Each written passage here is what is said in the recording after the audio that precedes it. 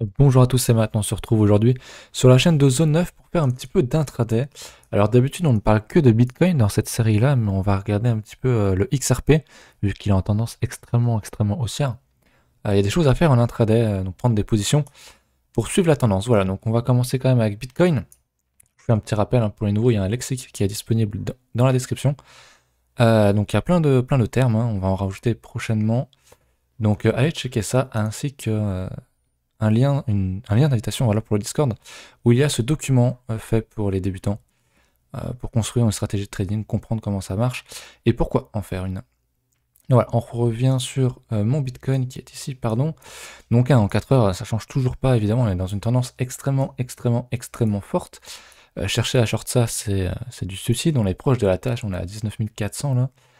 La tâche est 19 600, enfin ça dépend des exchanges, mais on est vraiment pas loin, donc la TH est vraiment là où est mon curseur en fait, on est vraiment juste à côté.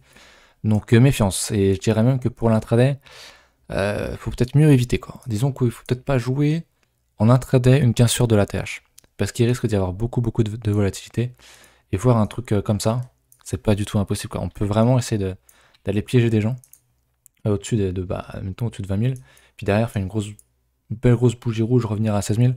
C'est pas quelque chose d'impossible, sachant que Bitcoin est très volatile, donc vraiment attention, mettez vos stops, gérez votre capital, et évitez de viser un plus haut, en tout cas en intraday, selon moi. Qu'est-ce qu'on a? On a quand même de la divergence, on a de la double divergence, on le voit ici. Je vais agrandir un peu, mais on voit bien, hein, sur le 4 heures, on a une belle div, sur le squeeze momentum, on a une autre div qui est en formation, elle sera sans doute annulée, hein. Si on continue de monter, elle sera annulée celle-là. Donc on n'aura plus qu'une seule divergence, qui sera d'ailleurs du coup après comme ceci. Donc ouais, de toute façon c'est pas suffisant hein, pour short une parabole. Une divergence c'est clairement pas suffisant. Donc voilà pour le contexte, hein, en H4 on va regarder en intraday. Bitcoin en 15 minutes, donc bah, Tilt a fait un vocal ce matin où il a montré en gros que si on casse ce niveau-là, bah, c'est bullish, donc on cherchera plutôt des achats, alors que si on casse ce niveau-là, c'est plutôt bearish, et on cherchera plutôt des ventes. Du coup, donc on a un trading range hein, dans cette grande zone-là, c'est assez visible je trouve. On va regarder avant. On avait une belle zone de compression, de consolidation qu'on a donc cassé à la hausse avec pas mal de volume ici. Donc c'est logique qu'on vienne rechercher un support ici. Ça aurait été un bon achat. En plus, je crois que j'avais des divergences. Ouais, beaucoup de trucs. Ouais, je vais vous montrer, hein, mais en gros, on avait une divergence ici. Je vais peut-être zoomer davantage. Vous voyez bien. C'était léger, mais il y avait bien une divergence. On faisait bien un plus haut sur l'indicateur, alors que sur le cours ici, on voit très bien qu'on faisait un plus bas. On a continué de faire un plus bas sur le cours, alors qu'ici, on l'a toujours pas fait de plus bas sur le MACD. Et la double divergence, très légère, hein, vraiment très légère, mais la double divergence, c'est confirmé. Sur ce niveau-là, donc on avait le VWAP Weekly, la VAH Weekly aussi, donc ouais, c'est pas mal. Ça aurait pu se payer. Malheureusement, on n'avait rien sur mon squeeze momentum et j'aime pas trop ça, ne rien avoir là-dessus. Je suis un peu vert, de toute façon, j'aurais pas pu prendre le trade, hein, il était 6h du mat, donc voilà. Et puis sur le WT Cross, on avait une div plate, hein, donc un double bottom entre guillemets sur l'indicateur, alors qu'on faisait un plus bas pardon, sur le prix, donc j'ai remonté tout ça. Tac. Donc toutes ces notions hein, de VAL, de VAH et tout, ça va être dans le lexique prochainement. Il y en a peut-être déjà un petit peu, mais une mise à jour qui arrive. Donc voilà, pour Bitcoin, en 15 minutes, qu'est-ce qu'on pourrait dire? On pourrait peut-être regarder un petit peu notre 5 minutes. Hop, je vais enlever les indicateurs, il y a beaucoup de choses. Alors en 5 minutes, hein, si je cherchais à entrer en position, j'aimerais bien le faire sur le VWAP Daily qui est ici. Je vais tracer mon petit Fibo. Hop, je vais le mettre jusqu'en haut. On va regarder. Tac, retracement. Ouais. Ça correspondrait à un peu plus de 38,2 de retracement, donc ça serait intéressant. Moi, je me verrais pas acheter ces niveaux-là pour viser plus haut. J'espère. Enfin, dans ma tête, c'est impossible de viser un plus haut sans retracer au minimum 38%. Donc j'attendrai ce niveau-là. Jusqu'au 50, en fait, ça ferait une belle zone ici avec le VWAP Daily. Bon, faut voir si on aurait des divergences. On a le pivot qui est à 61,8. Donc c'est quand même bullish, hein. Globalement, on a un trader, on a le pivot, on est au-dessus du pivot, au-dessus du VWAP. Donc je chercherai vraiment des achats. On va regarder les indicateurs. On ferait pas de divergence ici. On a déjà de la divergence cachée en fait. Bon, on voit plus grand chose sur le prix. Je vais essayer de cacher un peu tout ça. Hop. Mais en gros, on voit bien. Hein.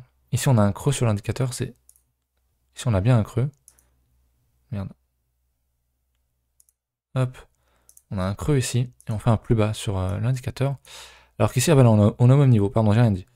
J'ai rien dit. J'ai rien dit, j'ai rien dit. Donc bref, pour le 5 minutes, hein, vraiment, j'attendrai des niveaux beaucoup plus bas pour acheter. Je sais pas si on ira, mais dans l'idée, voilà, c'est ce que j'attendrai.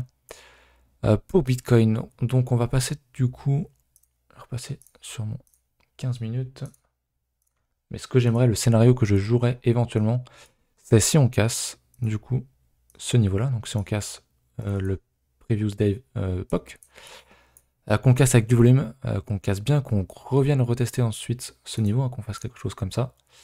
Et qu'ici, sur le support, j'ai des signaux et je prendrai éventuellement un achat pour viser un poil plus haut, mais comme on a la tâche pas trop loin, je vous avoue, je suis pas ultra serein.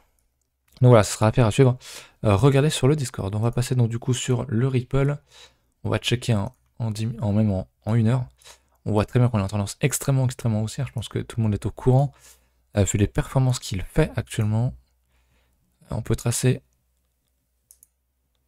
comme ceci un triangle ascendant qui a très bien donné en principe hein, la tendance, la target d'un triangle ascendant, c'est ça. Mal tracé.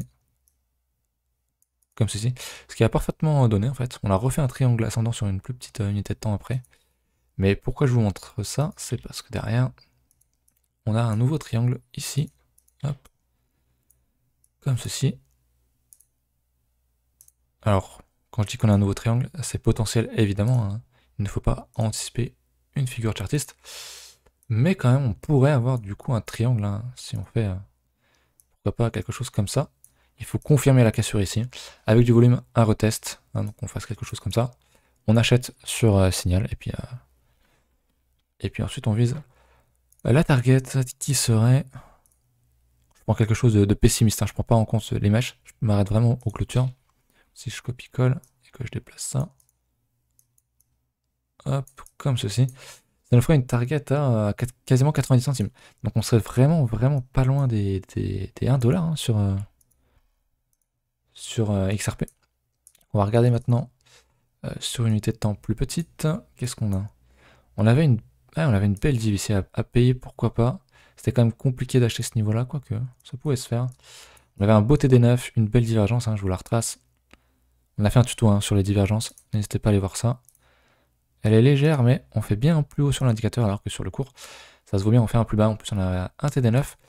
Donc pourquoi pas? Est-ce qu'on ne serait pas par hasard...